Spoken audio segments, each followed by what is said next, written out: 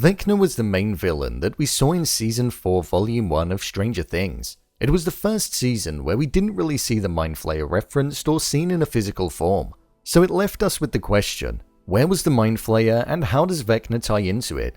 With this, I thought I'd take a look, theorize and see if we could get to the bottom of it. So let's get into it. Here is how are the Mind Flayer and Vecna connected. Just to let you know, this video will contain spoilers. The Mind Flayer, as we know, is the main villain of the Upside Down. It has occurred in many forms over the seasons, such as Will Byers, Billy, and also the spider monster that we saw in the shopping mall at the end of Season 3. It doesn't really contain a physical presence, not that we've seen anyway, other than whom it possesses, hence why the physical presence has changed over the course of the 4 seasons. We saw Vecna all throughout Season 4 acting as the type of character that adopted similar powers to what the Flayer does, but they were slightly different. Vecna was able to enter people's minds in the real world prior to becoming Vecna, and when he was Number 1 and Henry Creel. He also didn't hold the ability to possess them and make them follow his every command like we see with the Flayer. He almost haunts them into a living nightmare, and switches their reality to show them the very thing that they are most afraid of or are guilty of. This is different to what the Flayer does.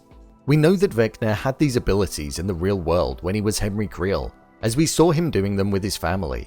But after going into the Upside Down, there may have almost been like a block of a connection that wouldn't allow him to be able to reach people. This is where I feel we see the attic in the Creel house come into the picture more.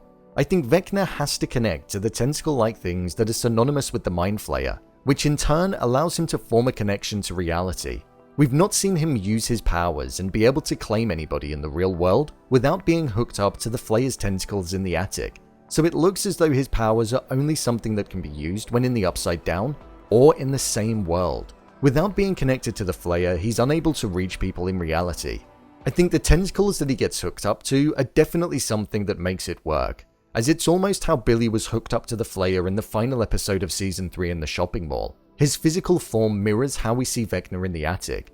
The closest thing that we had where Vecna wasn't hooked up was with Max in episode 4. We saw him come out of the Creel house and speak with her in his own territory as she decided to flee to the Creel house. It's been alluded to that Vecna is the Flayer's 5-star general, which is the highest rank that there can possibly be. The question of what has Vecna been doing for the past few years, between getting pushed into the Upside Down in 1983 and now where Season 4 is set, is that he could have been commanding the Demogorgons and Demobats on the ground throughout the past few years, whilst the Mind Flayer held his presence in the real world, executing the largest plan of them all. Vecna has never been in charge of the entire operation, just commanding the foot soldiers, which are the Demogorgons and creatures that have been unleashed.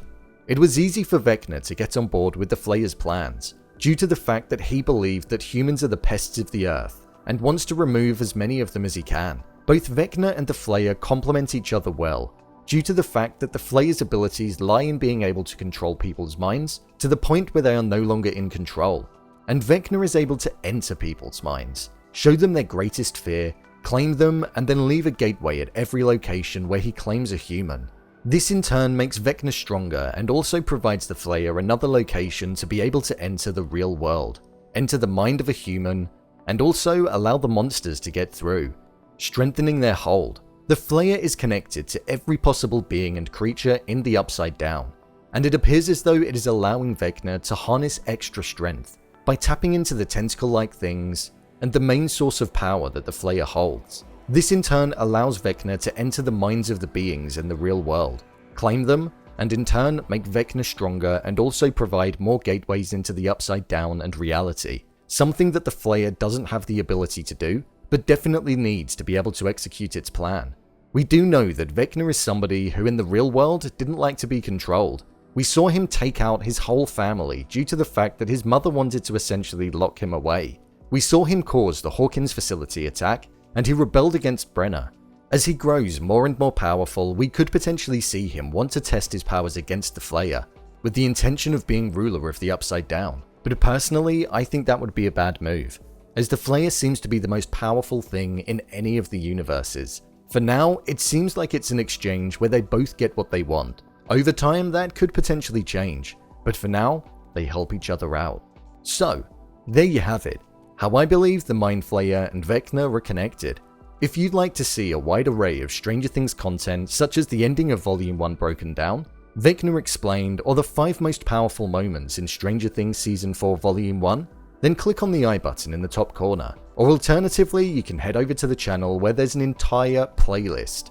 If you want to suggest a show or movie for me to cover on the channel, then feel free to head over to my Twitter @brainpilot_ and tweet me what you'd like to see. How do you think the Mind Flayer and Vecna are connected? Leave a comment down below, and don't forget to subscribe. I'll see you next time.